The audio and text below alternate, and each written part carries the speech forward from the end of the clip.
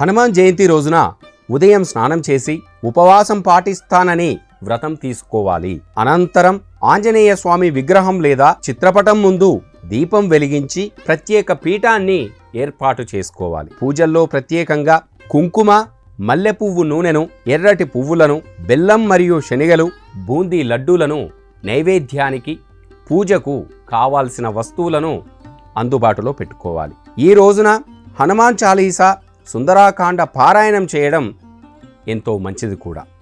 ఉపవాసాన్ని పాటించి సాయంత్రం వేళ ప్రసాదాన్ని పంచిపెట్టి ఎవరైతే ఉపవాస దీక్షను చేశారో వారు కూడా ప్రసాదాన్ని స్వీకరించాలి.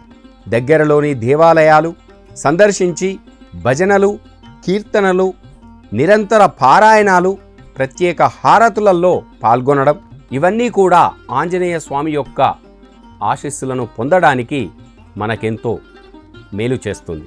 నిజమైన శక్తి ఇతరుల సంక్షేమంలోనే ఉందని హనుమంతుడు మనకు ఎప్పుడూ కూడా తెలియజేస్తాడు.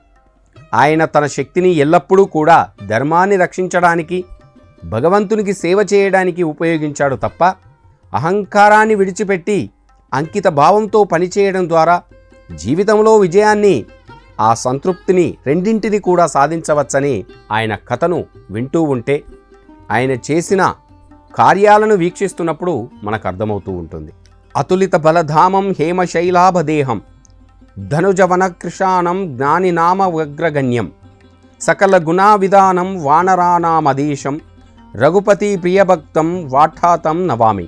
అపారమైన శక్తి విలువలను, బంగారు పర్వతం వలె ప్రకాశవంతమైన దేహాన్ని కలిగిన, రాక్షస రూపంలో ఉన్న వనానికి అగ్నిస్వరూపుడైన, జ్ఞానులతో శ్రేష్ఠుడైన, సకల సద్గుణాలకు ప్రతిరూపమైన, వానరకానికి అధిపతి అయిన మరియు ఆ పవనుసుని కుమారుడైన శ్రీ రఘునాథుని ప్రియభక్తుడు ఆంజనేయ స్వామికి నేను నమస్కరిస్తున్నాను అని భక్తితో ఆయనను మొక్కుకోవాలి.